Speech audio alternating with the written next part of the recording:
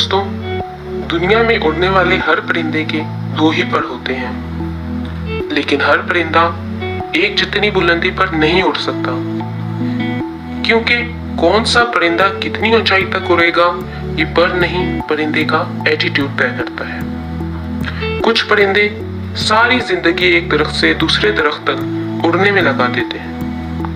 वो कभी भी हवा का सीना चीरकर आसमान की बुलंदियों तक नहीं जा पाते। वो तेज हवाओं का मुकाबला नहीं कर पाते, जबकि बाज हमेशा तेज हवाओं के तूफान की तलाश में रहता है। जब कभी तेज हवाएं चलना शुरू होती हैं, बादल इकट्ठे होने लगते हैं, तो ये एक्साइटेड हो जाता है। ये उस तूफान की तरफ ट्रेवल करता है जहां बाकी परिंदे तूफान से डरते हैं, अपनी जान बचाते हैं, घोंसलों में छुप जाते हैं, जबकि बाज इस तूफान के अंदर घुस जाता है। ये उन तूफानी हवाओं का इस्तेमाल करता है और ऊंचा उड़ने के लिए और बुलंदी तक जाने के लिए। दोस्तों, बाज हमें सिखाता है कि अपने रास्ते में आने वाले पत्थरों से टकराकर गिरने के बजाय इन पर चढ़कर बुलंद होते जाएं। इन पत्थरों को अपने लिए रुकावट समझने के बजाय अपने लिए सीढ़ियां बना लें। जिंदगी में आने वाली मुश्किलात से डरना नहीं चाहिए, बल्कि इन्हें फेस करना चाहिए।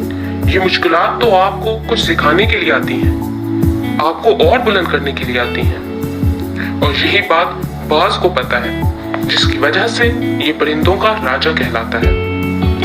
बाज इतना ऊंचा उड़ता है, इतनी बुलंदी पर चढ़ जाता है कि वो बादलों से भी ऊपर चला जाता है।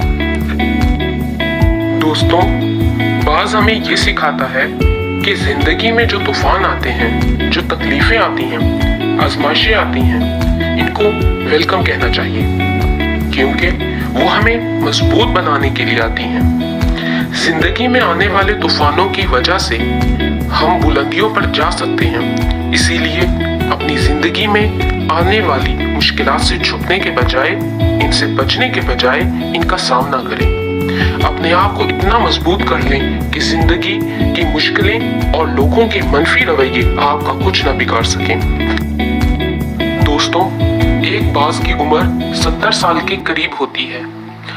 बहुत कम लोग जानते हैं कि इतनी लंबी उम्र तक जिंदा रहने में भी एक राज है, एक सबक है जो बाज हमें सिखा कर जाता है।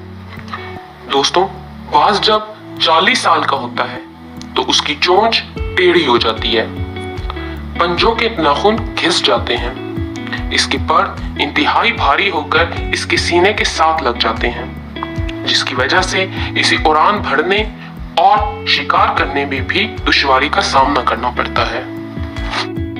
दोस्तों, अब बाज के सामने दो ही रास्ते हैं, या तो वो भूखा मर जाए या फिर अपने आप को बदलने के लिए एक तकलीफदा मरहले से गुजरे।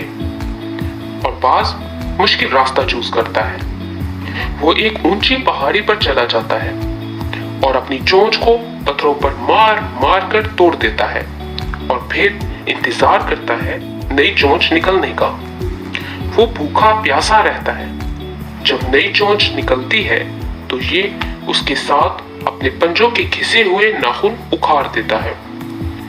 इंतहाई दर्द और तकलीफ सहते हुए बाज एक एक करके अपने सारे पर नोच लेता है, क्योंकि वो जानता है कि अगर इसे लंबी जिंदगी तक जीना है तो ये तकलीफ सहनी ही पड़ेगी, इससे गुजरना ही पड़ेगा।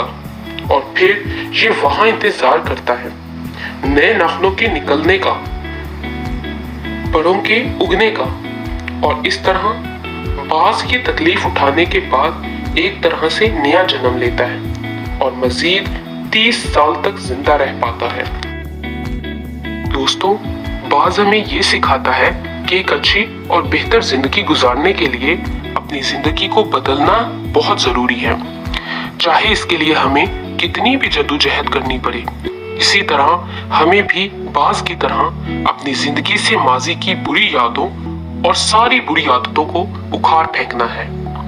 हर उस चीज को जो हमारी तरक्की की राह में, एक बेहतर जिंदगी की राह में रुकावट है, बोझ है, उसको उतार फेंकना चाहिए।